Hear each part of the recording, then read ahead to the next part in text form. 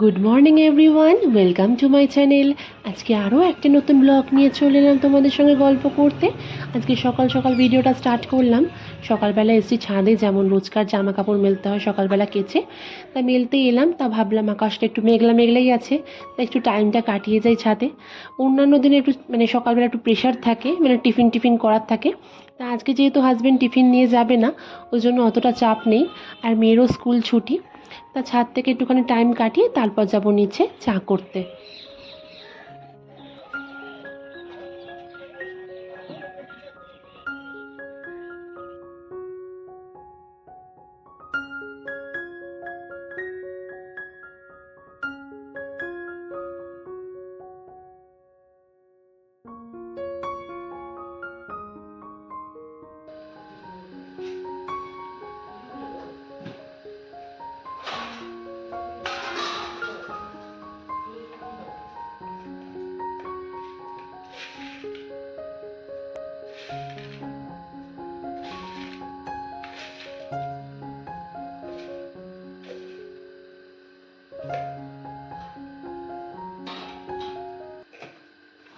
দেখতেই পারলে বন্ধুরা, চাটা আর এদিকে মেয়ের দুধটা সকালবেলা, যদিও স্কুল যাবে না তাও দুধটা জাল দিয়ে রাখলাম। তা এদিকে আমি খাচ্ছি চিয়া সিডস। তার আগে আলমন্ডগুলো খেয়ে নিয়েছি, কারণ চিয়া সিডসটা খেতে একটুখানি অন্যরকম, টেস্টলেস, তাও খেতে হয়। কারণ কি বলো তো, যে কোনো জিনিস দেখবে যেটা খেতে বাজে হয় না, তার উপকারিতা কিন্তু অনেক। তাই চিয়া সিডসটাও সেরকমভাবেই আমি খাই। আলমন্ডটা খেয়ে তারপর চিয়া সিডসটা ঢকঢক করে খেয়ে নিই।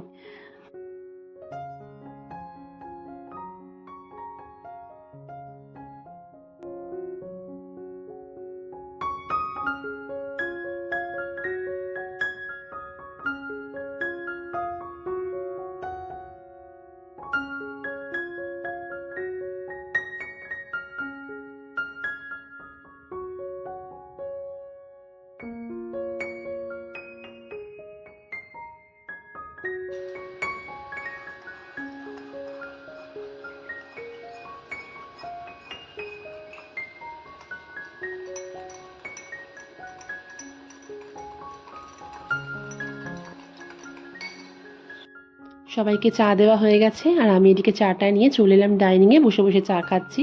আজকে যদিও একা একা চা খেতে হচ্ছে, অন্যান্য দিন হয়তো মা, আমি বা হাজব্যান্ড একসঙ্গে চা খাই। যখন টাইম হয় না কারোর একসঙ্গে হবার, তখন হয়তো নিজে নিজে একা একা বসে বসে খাই। তা তোমাদের দেখালাম আমার পেছনে যে অ্যাকোরিয়ামটা রয়েছে, আমার ছোট্ট ছোট্ট কয়েকটা মাছ রয়েছে।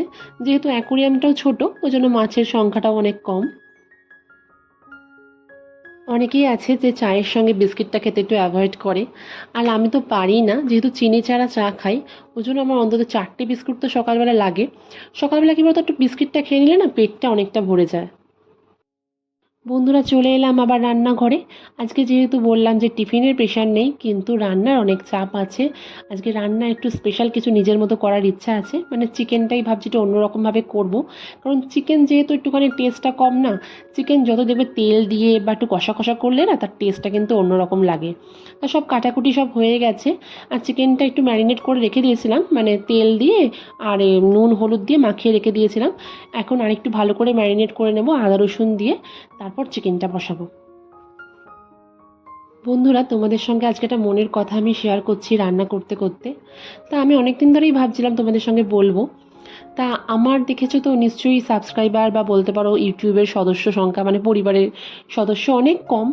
কিন্তু মাঝে মাঝে না আমার একটু ডিমোটিভেট হয়ে যাই, বা কিছু কিছু মানুষের কথাতে বা অনেক কিছুতে হয়তো ভালো লাগে না। তখন মনে হয় যেন আর ভিডিও দেবো না, কি হবে দিয়ে, তেমন তো ভিউজ হয় না।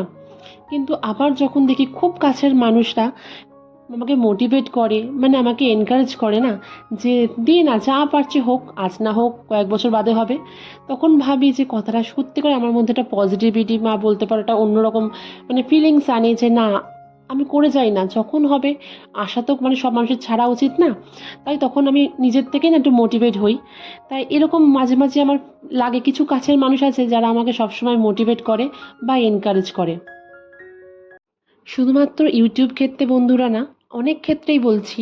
সে তোমার যে কোনো কাজ নতুন তুমি শিখছো, বা নতুন কোনো রান্না শিখেছো, হয়তো বাড়ির লোককে খাওয়াচ্ছো, রান্নাটা হয়তো তেমন টেস্টি হলো না, কিন্তু বাড়ির লোক যখন খেয়ে তোমাকে বলল যে খুব ভালো হয়েছে, তখন কিন্তু তোমার মধ্যে একটা মোটিভেট বলতে পারো বা হয়তো এনকারেজ করা, সেটা কিন্তু তোমার মধ্যে চলে আসবে। তখন মনে করবে কি বলো তো, নেক্সট টাইম আরও ভালো করে করার বা বেটার করে করার। এটাই হচ্ছে মানে যে কোনো কিছুর ক্ষেত্রে কিন্তু তোমার এনকারেজমেন্টটা কিন্তু খুব দরকার লাগে, সে যে কোনো কাজই হোক না কেন। তাই কি বলো তো বন্ধুরা, জীবনে চলার পথে যে মানুষরা তোমাদের ডিমোটিভেট করার চেষ্টা করে না, তাদেরকে জাস্ট ইগনোর করা ভালো, মনে হয় পুণ্যের কাজ। রান্না করতে করতে তোমাদের সঙ্গে অনেক গল্প করে ফেললাম, এখন একটু রান্নার দিকে মন দিতে হবে। এদিকে তো চিকেন, মাটন হলে যদিও যে যা হোক করে করা যেত, কিন্তু চিকেনটা না ভালো করে রান্না না করলে একদমই খেতে ভালো লাগে না। আমার তো ভালোই লাগে না, একটু তেল তেল করে না করলে মনে হয় যেন চিকেনটা ভাত দিয়ে ঠিক ভালো লাগে না। তাই চেষ্টা করছি যতটা পারছি, কষাচ্ছি অনেকক্ষণ ধরে, যে কষাবো চিকেনটা যাতে সবার খুব ভালো লাগে। চিকেন কেন, যে কোনো রান্নার ক্ষেত্রে যখনই কোনো রান্না করি না, সেটা এক পদের রান্না হলেও মনে হয় একটু ভালো করে জুত করে করার চেষ্টা করি, যে এক পদের রান্নাটা যখন মানুষ খাবে যাতে তৃপ্তি করে খেতে পারে। আর এদিকে আমাদের চিকেনটা কষাচ্ছি, আর ওদিকে মেয়ের চিকেনটা প্রেসারে বসিয়ে দিয়েছি। ও যেহেতু ঝাল খেতে পারে না, আর আমি দিও না, ওরটা অত রিচ করে করব না, পাতলা করে স্যুপের মতো করার চেষ্টা করছি, তাই জন্য প্রেসারে বসিয়ে দিয়েছি। তা আমাদেরটা এখনও অনেক কষাতে হবে, চিকেনটা দেখতেই পাচ্ছ এখনও তেমন কিছু হয়নি, আরও অনেকক্ষণ ধরে কষাবো।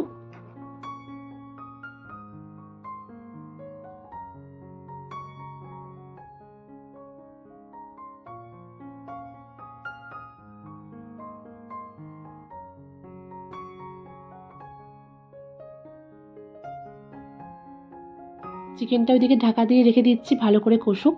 আর এইদিকে মেয়ে খাবে ম্যাগি, মানে যেহেতু দুধ জাল দিচ্ছি সকালবেলা, বললাম দুধ খেতে, কিন্তু রোজ সেই দুধ ছাতু খায় বলে আজকে আর সে খাবে না, বললো একটু ম্যাগি করে দিতে। তাই একদম সামান্য মশলা দিয়ে মেয়েকে একটু ম্যাগি করে দিচ্ছি।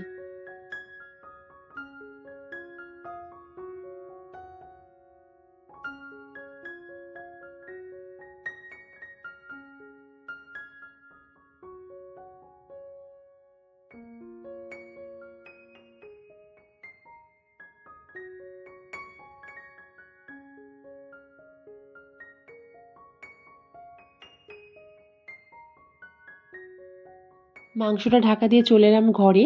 মাংসটা এখনও হবে, কিছুক্ষণ টাইম তো লাগবে সেদ্ধ হতে। তাই ফাঁকে আমি চলে এসেছি ঘরপরগুলো ঝাড় দিয়ে দিতে, কারণ পিসি চলে এসছে আবার কাজে। প্রত্যেক দিন রুটিন যেহেতু, কি বলতো, ঘরটার যদি না ঝাড় দিই না, ঠিক আমার মনটা ভালো লাগে না। যতটা পারি পরিষ্কার করার চেষ্টা করি। তা পিসি আসার পরে করলে কি বলতো, ঘর যখনই মোছা হয়ে যায় না, তখন আর করতে ভালো লাগে না, মনে হয় যেন ঘরটা আবার নোংরা হয়ে যাবে। তাই পিসির আসার আগে সব কিছু ঝাড়পোছ করে রাখি।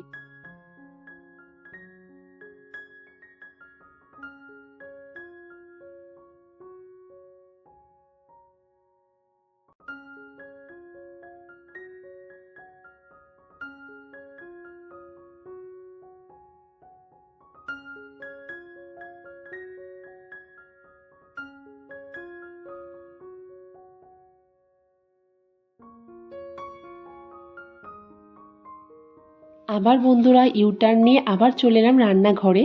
তা একবার এই করছি, একবার ঘরে যাচ্ছি, একবার রান্নাঘরে আসছি। তাই এসে ভাতের জলটাকে বসিয়ে দিয়েছি, আর এদিকে মেয়ের প্রেশার কুকারটা নামিয়ে নিয়েছি, মানে মেয়ের চিকেনটা হয়ে গেছে। আর আমাদের চিকেনটা দেখতেই পাচ্ছ বেশ তেল তেল মতো হয়েছে, যেটা আমি চাইছিলাম, একটু কষা কষা করে করব। আর একটু হলে তারপর নামাবো।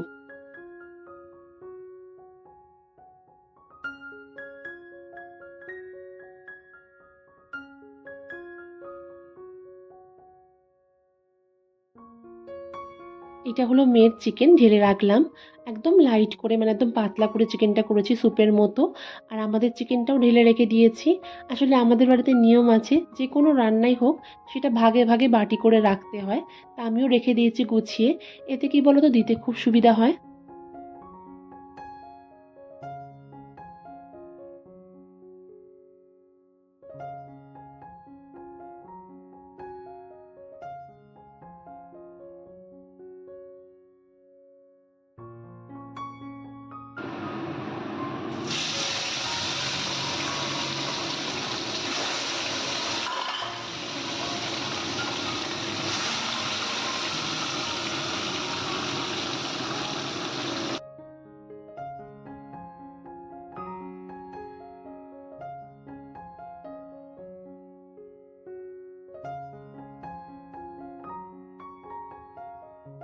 তো বন্ধুরা, আজকে সকালবেলা রান্না করতে করতে অনেকটা লেট হয়ে গেছিলো, বিশেষ করে চিকেনটা করতে অনেকটা টাইম লেগেছে। তাই জন্য আর তাড়াহুড়ো করে স্নান করতে চলে গেছিলাম। এই জাস্ট ঘরে ঢুকলাম, আর এই যে কানের দুলটা দেখতে পাচ্ছ, সেই সকালবেলা খুলেছি, এখনও পরতে পারিনি, তাই এখন কানটা আর খালি রাখবো না, পরে নিচ্ছি। আর যেহেতু অনেকটা লেট হয়ে গেছে, সবাইকে খেতে দিতে হবে, তাই আর ভিডিওটা বাড়াচ্ছি না, এখানেই এন্ড করছি। যদি আমার ভিডিওগুলো ভালো লেগে থাকে তো প্লিজ আমার চ্যানেলটাকে সাবস্ক্রাইব করে দিও, আর নিচে থাকা বেল বাটনটা অল করে দিও। সবাই কিন্তু অবশ্যই লাইক কমেন্টস করো। তোমাদের কাছে আবারও রিকোয়েস্ট, প্লিজ আমাকে একটু সাপোর্ট করো, যাতে তোমাদের সঙ্গে রোজ আমি ছোট্ট ছোট্ট ভিডিওগুলো শেয়ার করতে পারি। তাহলে আজকের মতো টাটা। সবাই খুব ভালো থেকো, সুস্থ থেকো, অবশ্যই নিজের খেয়াল রেখো।